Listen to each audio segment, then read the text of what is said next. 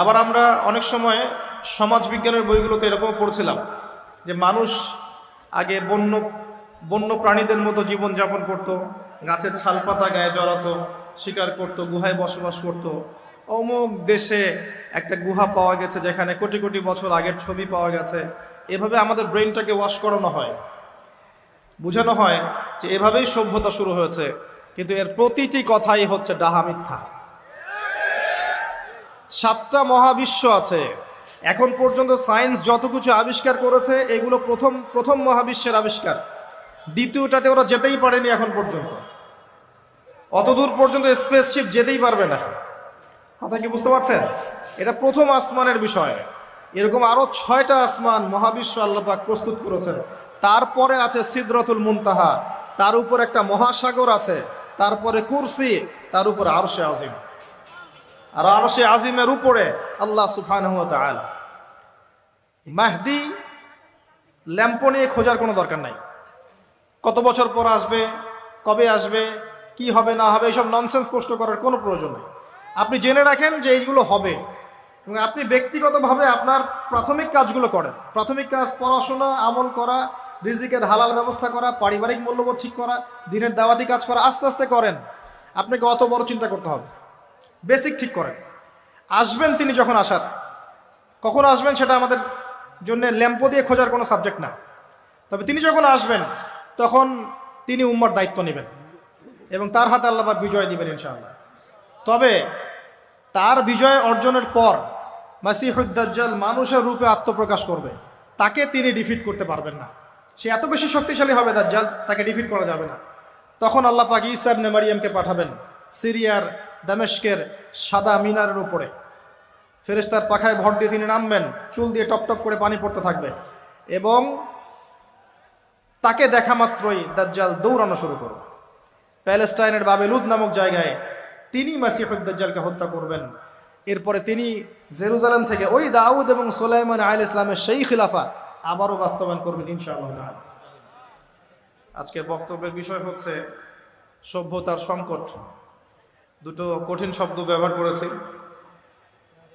আজকে বক্তব্যের বিষয় হচ্ছে সভ্যতার সংকট।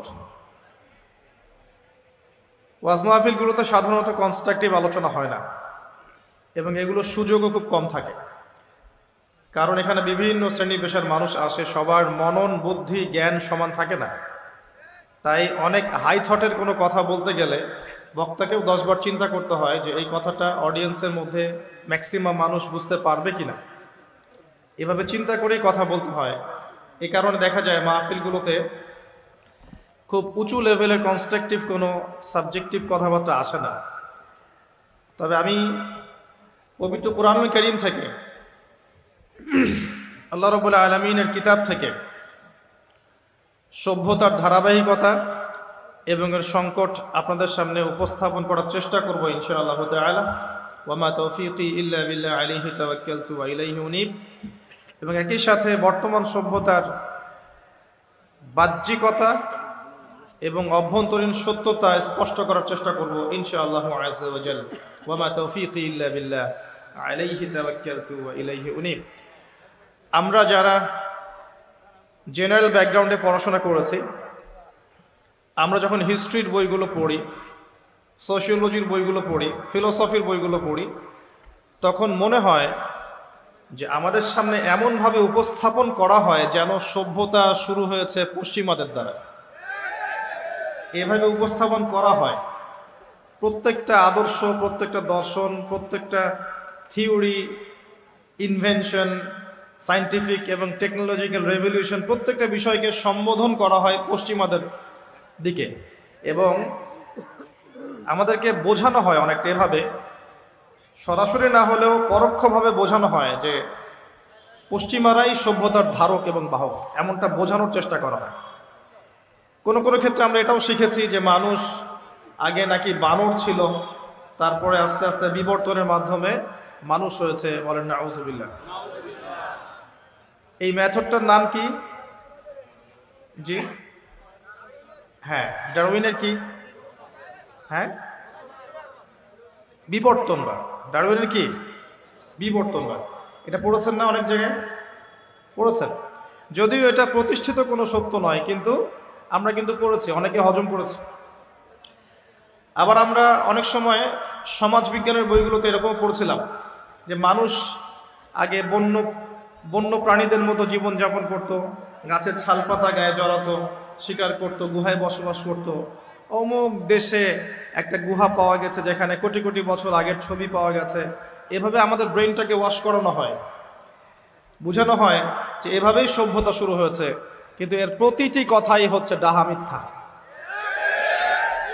আমরা আল কোরআন থেকে দেখছি, বিসমিল্লাহির রহমানির রহিম, আল্লাহ পাক বলছেন, ওয়াইজ ক্বালা রাব্বুকা লিল মালাইকা ইন্নী জাইলুন ফিল আরদি খলিফা। সভ্যতা শুরু হচ্ছে।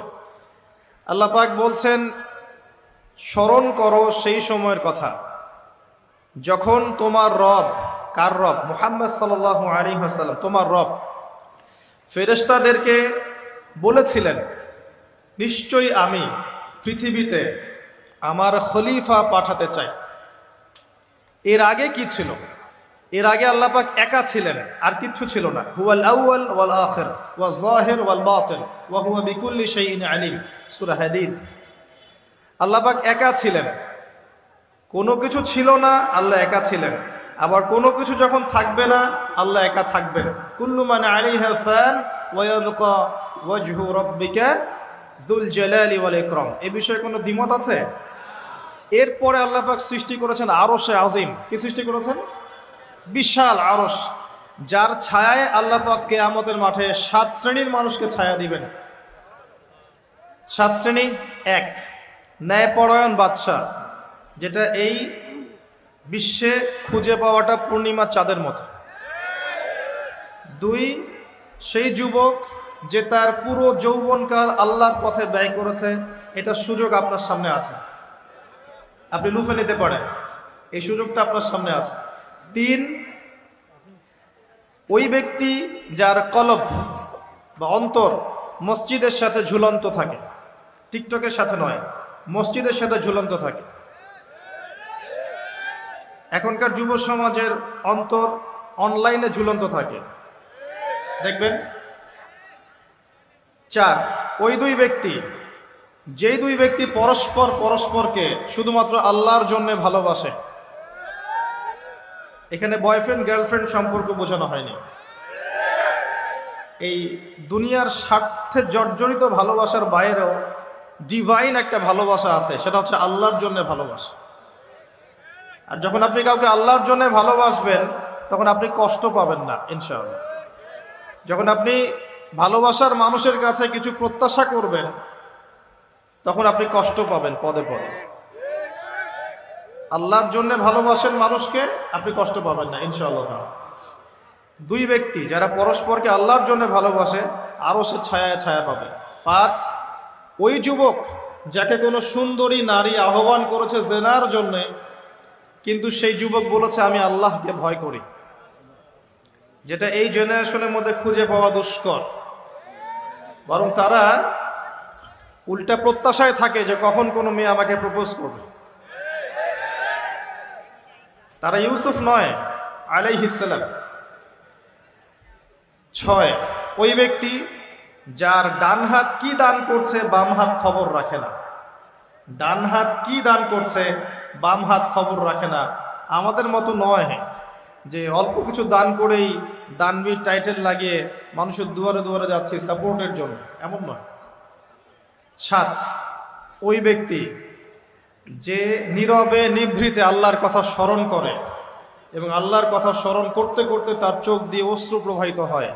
এই 7 শ্রেণীর মানুষকে আল্লাহ রাব্বুল আলামিন তার ওই আরশের ছায়ায় কিয়ামতের মাঠে ছায়া দিবেন ইনশাআল্লাহ তাআলা। আমরা কি এই ছায়াটা পেতে চাই? অপশন আমাদের সামনে খোলা আছে। আমরা কিন্তু ওই যুবক হতে পারি, ওই 2 ব্যক্তি হতে পারে, ওই ব্যক্তি হতে পারি যে মসজিদের সাথে সম্পর্ক রাখে, গোপনে দান করতে পারি, রাতে নিভৃত আল্লাহর জন্য কাঁদতেও পারি না? সব সুযোগ আমাদের সামনে আছে।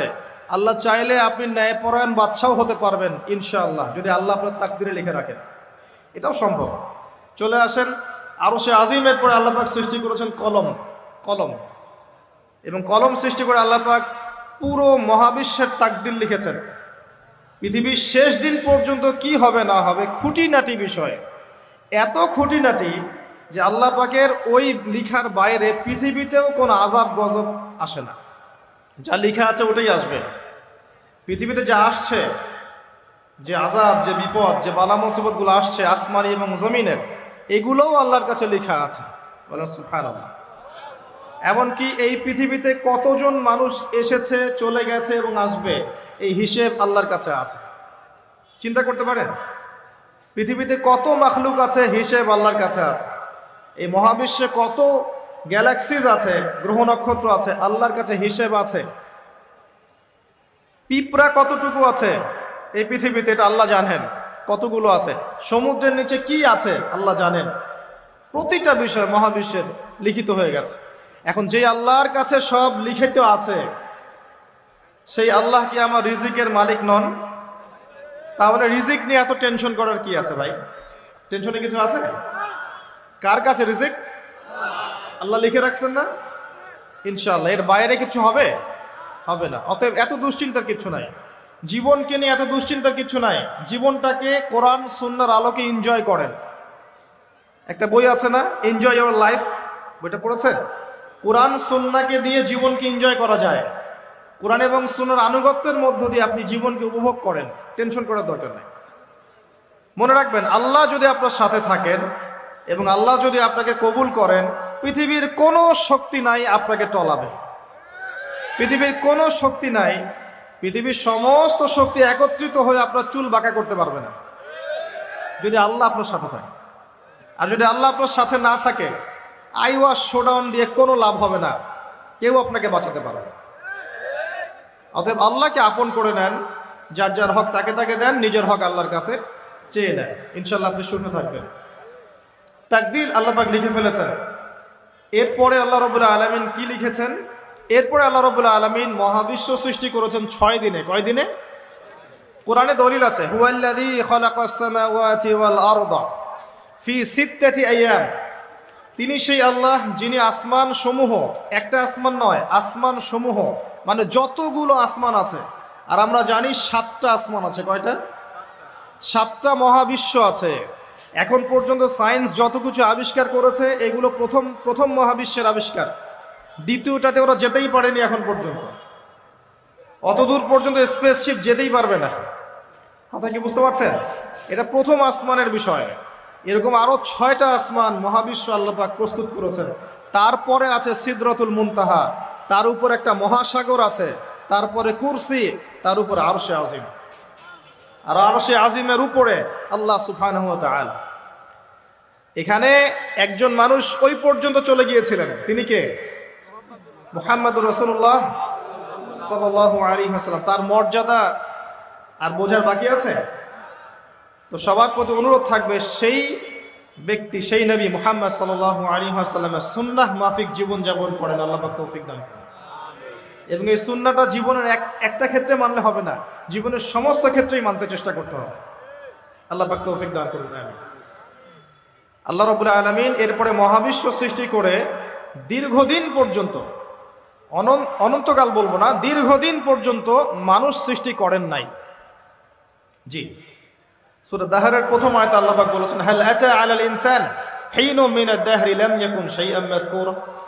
মানুষের উপরে এমন একটা সময় চলে গেছে যে মানুষ কোনো আলোচ্য বিষয় ছিল না।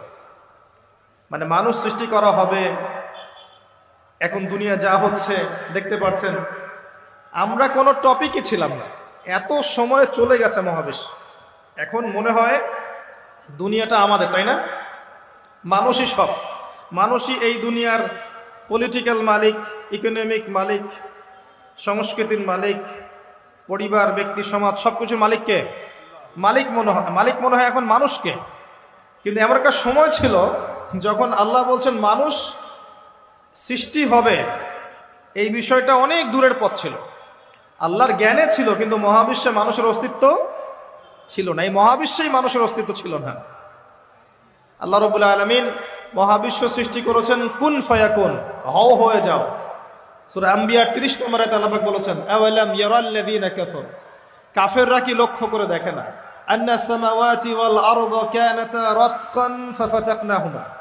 কাফেররা কি লক্ষ্য করে দেখে না যে আসমান সমূহ এবং জমিন একটা বিন্দুর মধ্যে একত্রিত ছিল, আমি আল্লাহ এটাকে বিস্ফোরিত করে দিয়েছি, পৃথক করে দিয়েছি। এটা সায়েন্সের একটা থিওরির সাথে মেলে না? কোন থিওরি? তারা বলছে বিগ ব্যাং থেকে সব সৃষ্টি হয়েছে, আর আল্লাহ পাক বলছেন বিগ ব্যাং আমি ঘটিয়েছি। তাহলে চিন্তা যেখানে শেষ, আল্লাহ পাকের কুদরত সেখান থেকে কি শুরু। তা আমরা সীমাবদ্ধতা বুঝতে পারছি সায়েন্সের। আমি নিজেও সায়েন্সের ছাত্র, বাট আমি এটা স্বীকার করি যে সায়েন্স সবকিছুর সমাধান দিতে পারবে না। কারণ আপনি কমন একটা প্রশ্ন করেন যে রূহ কাকে বলে, সায়েন্সকে বলেন যে can you give us the definition of রূহ, আমাদেরকে রূহের সংজ্ঞা দিতে পারবেন? রূহটা কঠিন নাকি তরল না বায়বীয় না কি, আপনি কি ব্যাখ্যা করতে পারবেন? পারবেন না। সিম্পল। জিন জাতির ব্যাখ্যা দেন, ফেরেশতার ব্যাখ্যা দেন, কবরের আযাবের ব্যাখ্যা দেন, জান্নাত জাহান্নাম, হুর পরীর ব্যাখ্যা দেন। হুর পরী না, হুরুন আইন, ভুল হয়েছে, হুরুন আইন। মিজান, পুলসিরাত, এগুলোর ব্যাখ্যা দিতে পারবে? আমাদের আত্মাটারই তো ব্যাখ্যা দিতে পারছে না। ঘুম, স্বপ্নের ব্যাখ্যা দিতে পারবে? ঘুমন্ত অবস্থায় মানুষ হাসছে এবং কাঁদছে, কি জন্যে ব্যাখ্যা দিতে পারবে? স্বপ্ন দেখছে, কোত্থেকে স্বপ্ন আসছে, আর স্বপ্ন মাঝে মাঝে সত্য কেমন করে হচ্ছে, এর ব্যাখ্যা দিতে পারবে? স্বপ্ন সত্যি হয় না? শেষ জামানায় মুমিনদের স্বপ্ন বেশি বেশি সত্য হবে এমনও এসেছে হাদিসে। আখিরুজ্জামানে মুমিনদের স্বপ্ন সত্যি হবে। নবী সাল্লাল্লাহু আলাইহি ওয়াসাল্লাম নবুয়তের আগে এমন স্বপ্ন দেখতেন সকালবেলা সত্য হয়ে যেত। নবুয়তের একটা অংশ স্বপ্ন, 36 ভাগের 1 ভাগ সত্য স্বপ্ন। যাই হোক, আমরা টপিকে চলে আসি। আল্লাহ রাব্বুল আলামিন বিগ ব্যাং দিয়ে মহাবিশ্ব সৃষ্টি করার পর সুদীর্ঘকাল পর্যন্ত মানুষকে সৃষ্টি করেন নাই।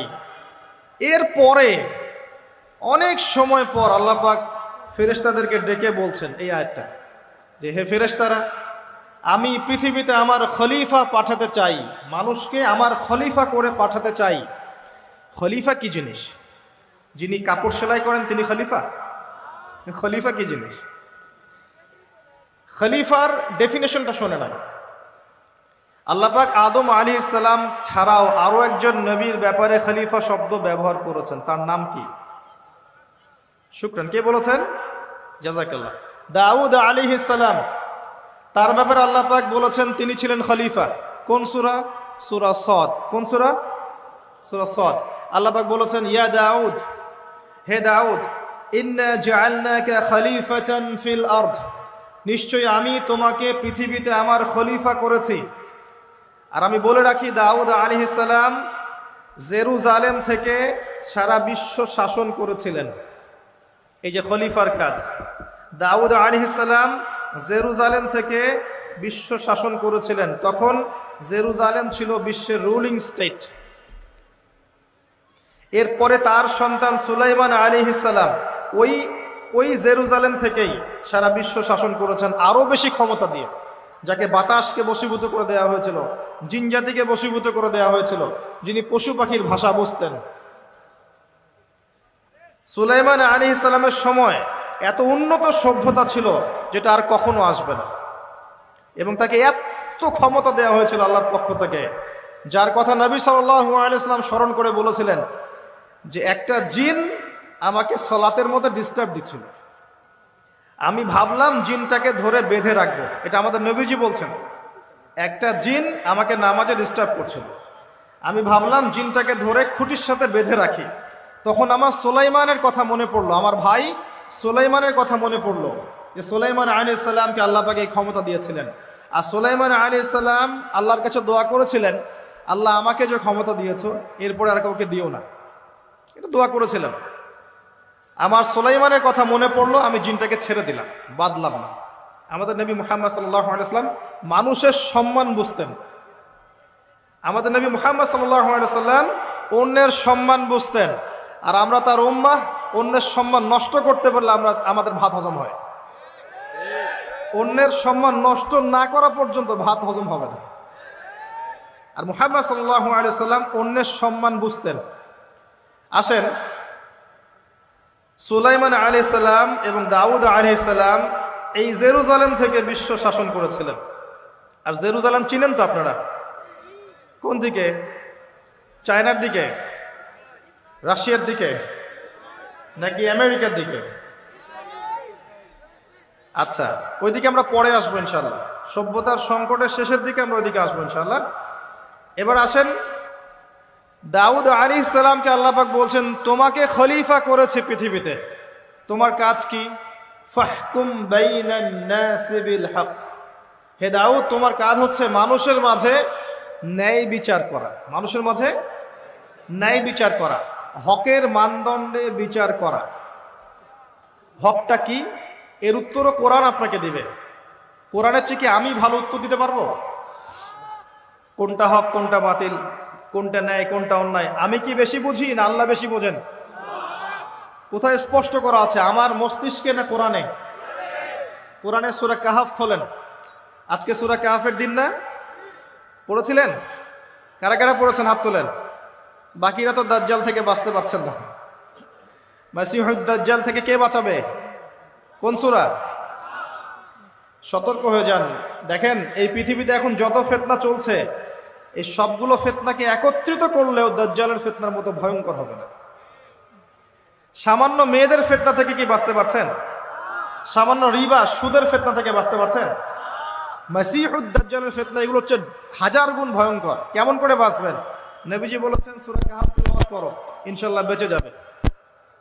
করা যাবে না তেলাওয়াত?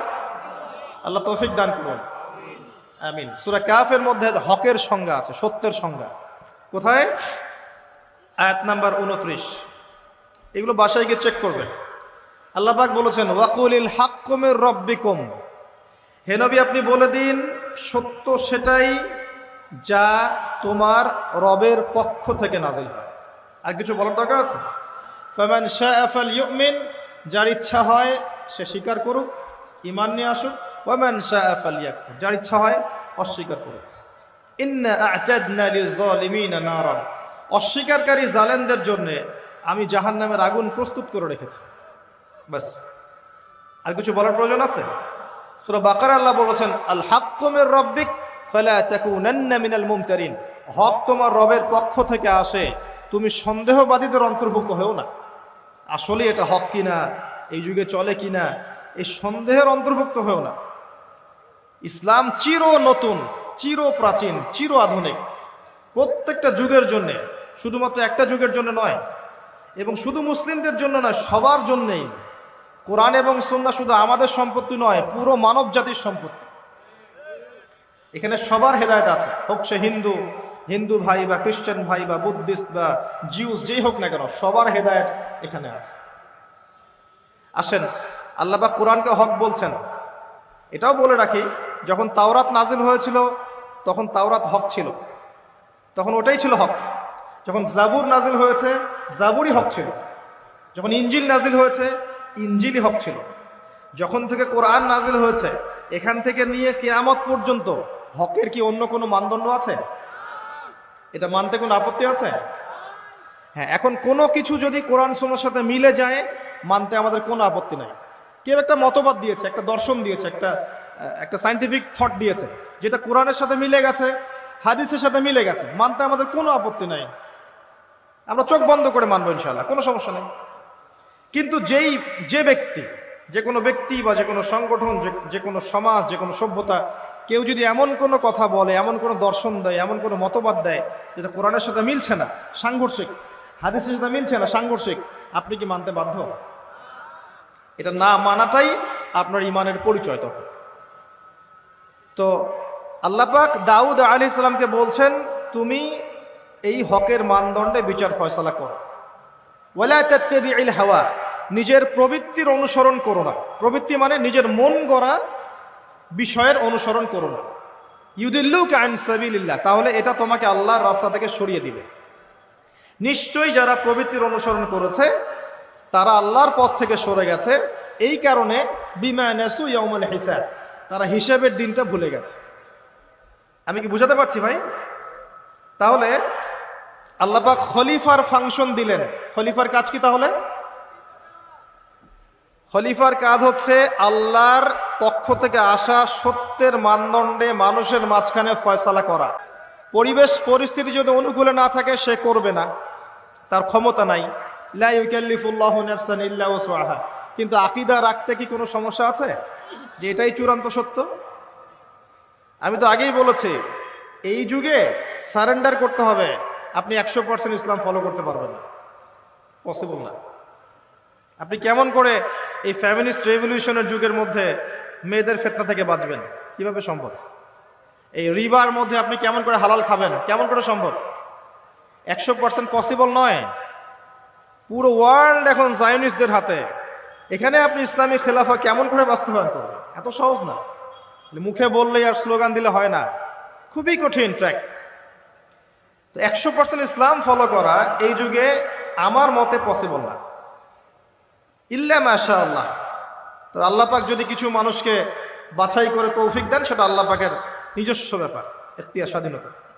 আসেন, আল্লাহ রাব্বুল আলামিন এখানে খলিফার ফাংশন বললেন এবং আদম আলাইহিস সালামকে এই খলিফা করে পৃথিবীতে পাঠালেন। সভ্যতার শুরু হলো। সভ্যতার শুরু রোমকদের দ্বারা হয় নাই, সভ্যতার শুরু পশ্চিমাদের দ্বারা হয়নি, সভ্যতার শুরু হয়েছে নবীদের দ্বারা। সর্বপ্রথম সভ্যতার ধারক বাহক হচ্ছেন আদম আলাইহিস সালাম, যাকে আল্লাহ পাক খলিফা করে পৃথিবীতে পাঠিয়েছেন। যে বা যারা পৃথিবীতে আল্লাহর বিধান অনুযায়ী চলছে তারা আল্লাহর খলিফা। কথা বুঝতে পারছেন? আর যারা পৃথিবীতে আল্লাহর বিধান অনুযায়ী চলছে না তারা আল্লাহর খলিফা নয়, তারা শয়তানের খলিফা। এবার আসেন, আদম আলাইহিস সালামকে সৃষ্টি করার পরেই কি পৃথিবীতে পাঠানো হয়েছে? না, আগে কি করা হয়েছে? আগে জ্ঞান শিক্ষা দেয়া হয়েছে। সভ্যতার শুরু থেকেই জ্ঞান আছে, আর এই জ্ঞান সৃষ্টিগতভাবে আমাদের মধ্যে ছিল না, আল্লাহ পাক শিখিয়েছেন। তাহলে সভ্যতা এগিয়ে যাবে কিভাবে? জ্ঞান চর্চার মধ্য দিয়ে। বুঝতে পারছেন? আগে জ্ঞান।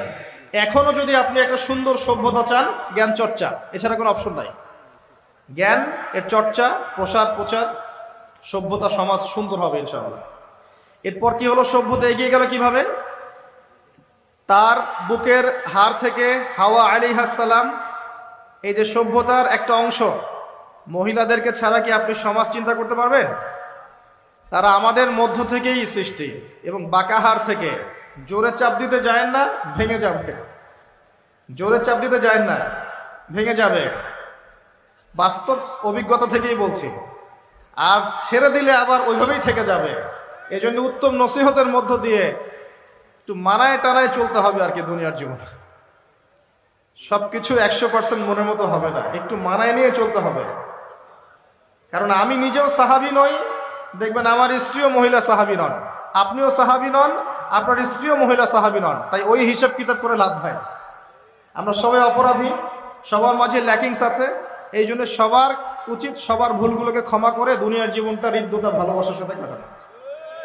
তাহলে পরিবার ঠিক থাকবে ইনশাআল্লাহ। এরপরে কি? পরীক্ষা। কিসের পরীক্ষা? এই গাছের কাছে যেও না। কোন গাছ? এই প্রশ্নের দরকার নাই তো আমার, কোন গাছ? যে গাছই হোক, এই গাছের কাছে যেও না। তার আগে আল্লাহ পাক বলে দিলেন আদম আসো। ফেরেশতাদেরকে ডাকলেন, আদম তুমি এই নামগুলো বলে দাও। তিনি সব নাম বলে দিলেন। ফেরেশতাদেরকে আগে জিজ্ঞাসা করেছিলেন তোমরা বলে দাও, তারা বলেছে লা ইলমা লানা ইল্লা মা আল্লামতানা। এখানে জ্ঞানের মধ্য দিয়ে আল্লাহ পাক আদম আলাইহিস সালামকে সম্মানিত করলেন। জ্ঞান, সম্মান, নবী, সভ্যতার সূচক। আমার কথা কি বুঝতে পারছেন? এরপরে ইবলিস, সবাই সেজদা করলো। আদম জ্ঞানে জয়ী হয়েছে, তোমরা সবাই তাকে সেজদা করো। আল্লাহ পাক আদম আলাইহিস সালামকে বড় করলেন, কারণ তিনি তাকে ভালোবাসেন। আল্লাহ পাক আমাদেরকে ভালোবাসেন, বাসেন না? আল্লাহ পাক আমাদেরকে প্রচন্ড ভালোবাসেন। আর আপনি যাকে ভালোবাসবেন তাকে বড় করতে চাইবেন না? আল্লাহ পাক আদম আলাইহিস সালামকে উঁচু করলেন, তোমরা আদমকে সিজদা করো। ওয়া ইয কুলনা লিল মালাইকাতি ইসজুদু লি আদম ফাসাজাদু, সবাই সিজদা করলো ইল্লা ইবলিস। ইবলিস কেন সিজদা করলো না? কিয়াস করলো, খলাকতানি মিন নার ওয়া খলাকতাহু মিন তিন। আমাকে সৃষ্টি করেছেন আগুন দিয়ে, তাকে সৃষ্টি করেছেন মাটি দিয়ে, আমি কেন তাকে সিজদা করতে যাব? Remember, listen to me. ইবলিসের জ্ঞান ছিল ইবলিসের আমল ছিল, আই রিপিট, ইবলিসের জ্ঞান ছিল, ইবলিসের আমল ছিল, ইবলিসের মাঝে বিনয় ছিল না, অহংকার ছিল, ইবলিস ধ্বংস হয়ে গেছে। যদি আমাদের জ্ঞান, আমাদের ডিগ্রি, আমাদের সার্টিফিকেট আমাদেরকে অহংকারী বানায়, আমরা ইবলিসের কাতারভুক্ত হয়ে যাব, নাউযুবিল্লাহ।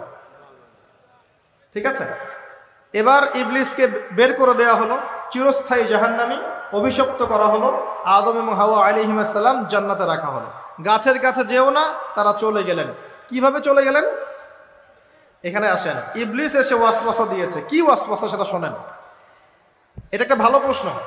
কোন ওয়াসওয়াসায় পড়ে তার এই কাজটা করে ফেললেন? এটা সূরা তহার মধ্যে আছে। কোন সূরা?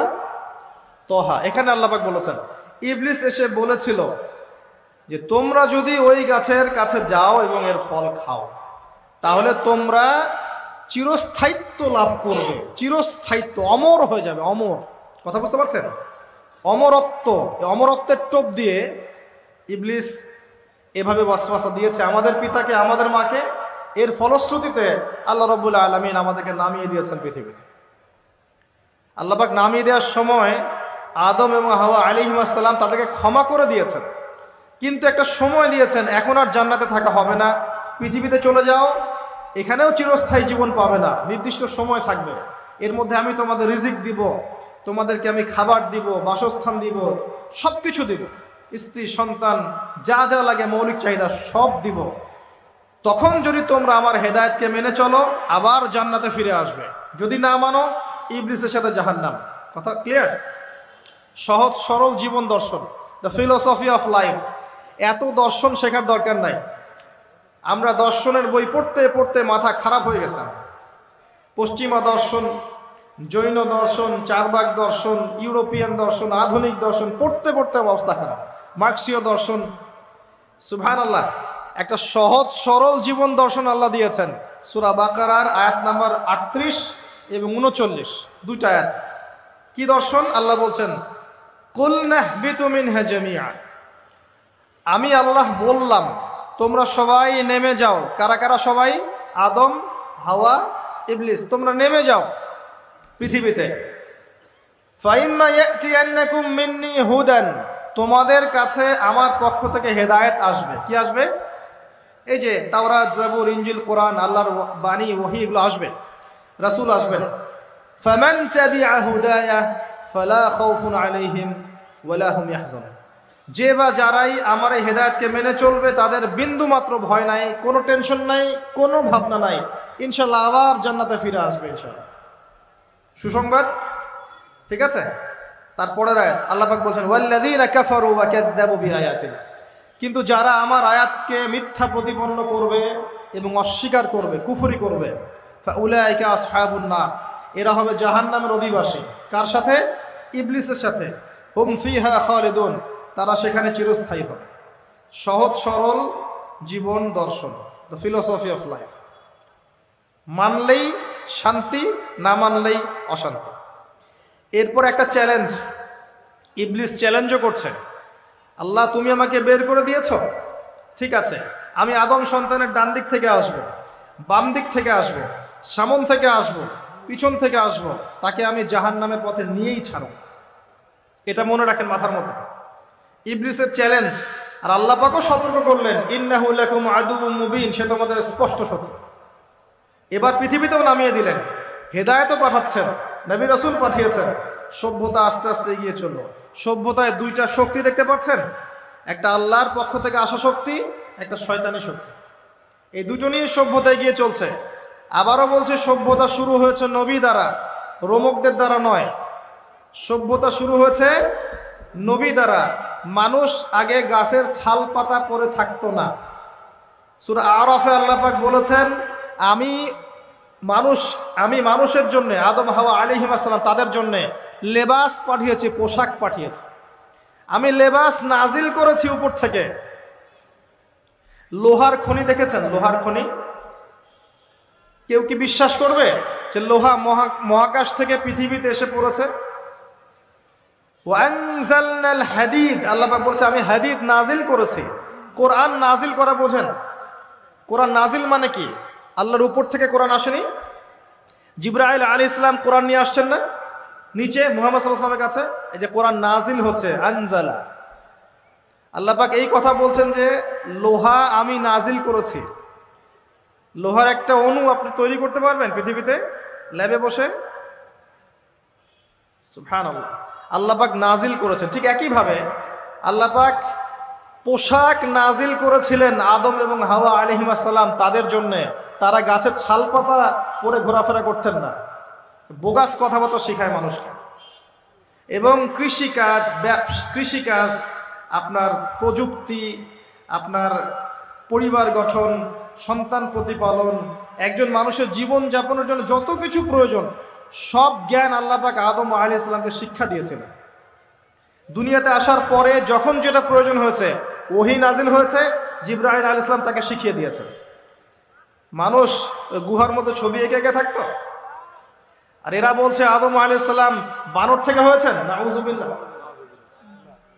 সুবহানাল্লাহ। এটা যারা বিশ্বাস করে তারা সরাসরি কোরআনের সাথে কুফরি করছে, স্পষ্ট কাফের।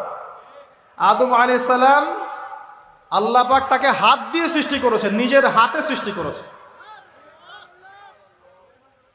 তিনি বানর থেকে মানুষ হননি। হ্যাঁ, যারা এই মতবাদটা দিয়েছে ওরা বানর থেকে মানুষ হতে পারে, আমরা হই না। বরং সূরা বাকারায় আপনি উল্টা চিত্র দেখতে পারবেন। সূরা বাকারায় দেখবেন, পড়তে পড়তে দেখবেন একটা জায়গায় আছে যে শনিবারের সীমা লঙ্ঘন করার জন্য কিছু মানুষকে, বনু ইসরাইলের কিছু মানুষকে আল্লাহ পাক মানুষ থেকে বানর বানিয়ে দিয়েছিলেন। আছে না দলিল? তাহলে এটার প্রমাণ পাওয়া যাচ্ছে। সুবহানাল্লাহ। আসেন সভ্যতা এগিয়ে চলল। সভ্যতা দুটো শক্তি, আল্লাহর বিধান, আল্লাহ নাজিলকৃত পবিত্র তাওহীদ, এবং অপর সাইডে আছে শয়তানের শিরক। কথা কি বুঝতে পারছেন? দিন দিন এগিয়ে চলতে লাগলো। প্রথম কি ক্রাইমটা হলো পৃথিবীতে? সভ্যতার প্রথম ক্রাইম হয়েছে হাবিল কাবিল। কে কাকে হত্যা করেছে? কাবিল হাবিলকে হত্যা করেছে। কি কারণে? ঈর্ষা। এখান থেকে এই সভ্যতার শিক্ষা কি? শিক্ষা হচ্ছে